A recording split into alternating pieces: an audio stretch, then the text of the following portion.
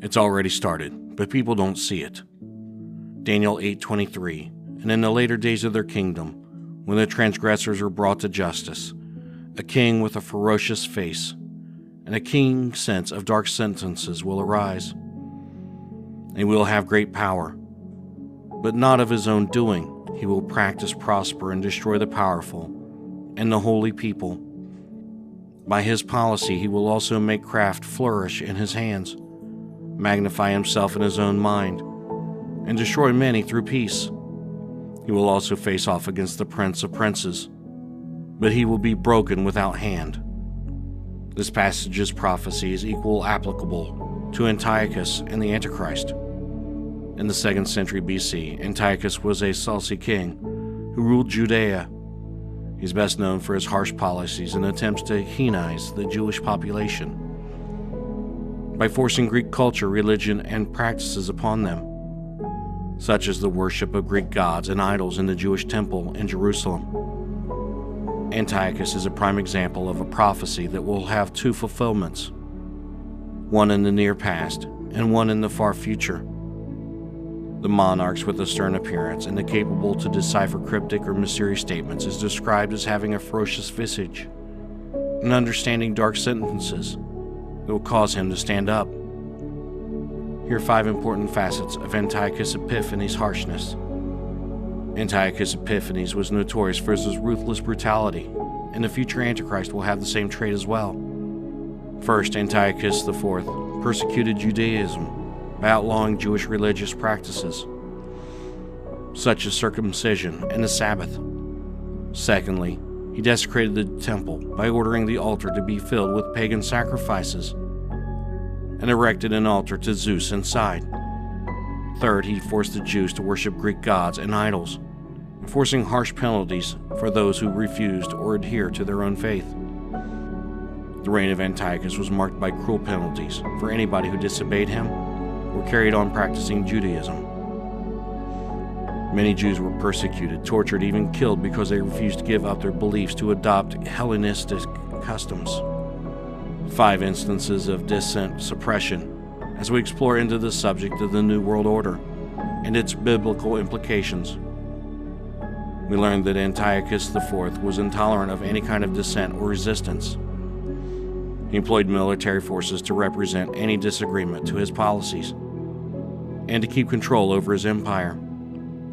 It's important to understand that the portions of this book of Daniel that we have talked about give us important insights into the spiritual and geopolitical forces at work.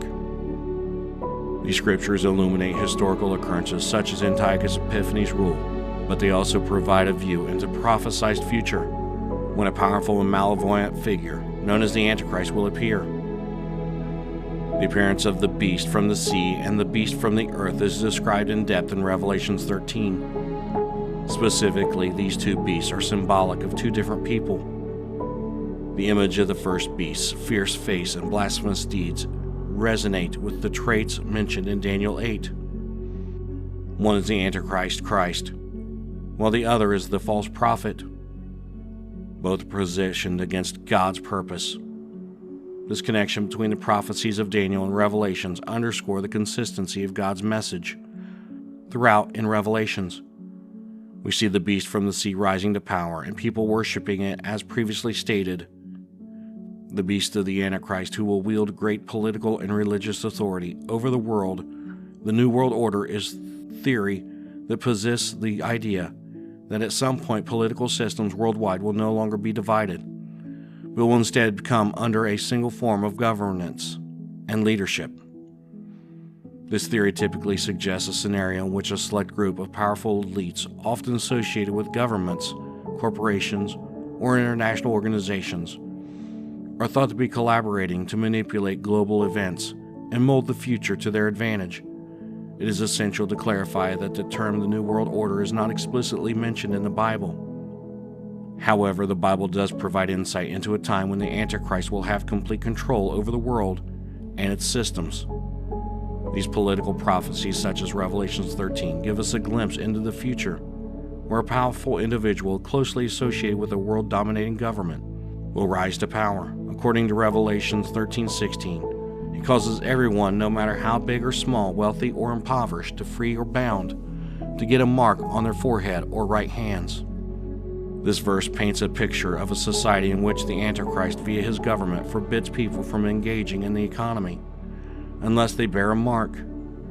This mark serves as a terrifying means of a population control and is a sign of allegiance to the Antichrist. The beast described in Revelation 13 appears to be the Antichrist, despite the fact that he is closely associated with the global government. This connection between the ruler and his government highlights the extent of the Antichrist's power and influence in the end times are predicted. Returning to Daniel chapter 8, we find another passage that provides insight into the characteristics of the Antichrist.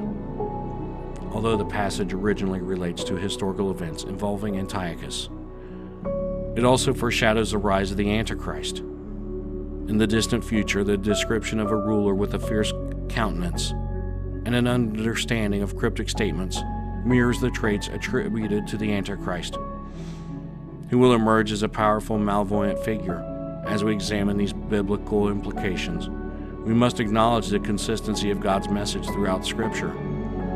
Both the book of Daniel and the book of Revelations offer us important insights into the spiritual and geopolitical forces at play during the end times. Even though the Bible does not use the term New World Order, the idea of a world order with absolute power is presented in the prophetic passages. As believers, it is important to study and discern these prophecies in order to better understand the challenges in spiritual warfare that may arise in the future. As was previously mentioned, our faith in God and knowledge of these prophecies will guide us in uncertain times.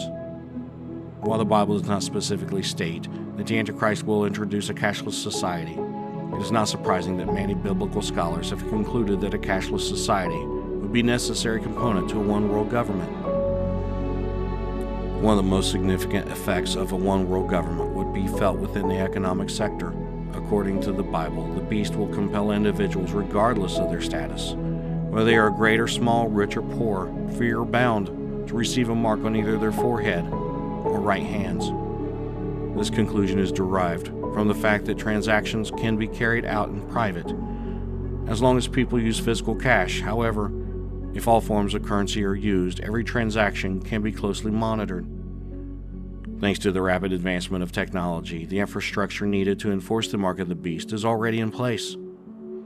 Think about how quickly things are changing. A century ago, there were no ATMs, debit cards, or digital currencies. These technological advancements in the last century have paved the way for the shift to a more digital and monitored economic system. More recently, the retail industry has seen developments that have completely changed the way we shop, doing away with the need for traditional checkout procedures and cashiers and completely reshaping our experience. As you may recall from the book of Matthew, Satan offered to give him the kingdoms of the world. Again in Matthew 4, 8 and 9, the devil raises Jesus up onto an incredibly tall mountain, where he's shown every kingdom in the world, along with its splendor. The devil then says, "I will give thee all of these things, if thou wilt fall down and worship me." Satan declared, "If you will fall down and worship me, I will give you these things." The Bible expressly describes Satan as the god of this world, and we as God's children must understand the meaning of such titles. It is important to recognize that Satan is commonly referred to as the god of this world, and that the kingdoms of this world are under his domain. These titles provide information about a person's character standing. May God richly reward each and every person who has viewed this movie.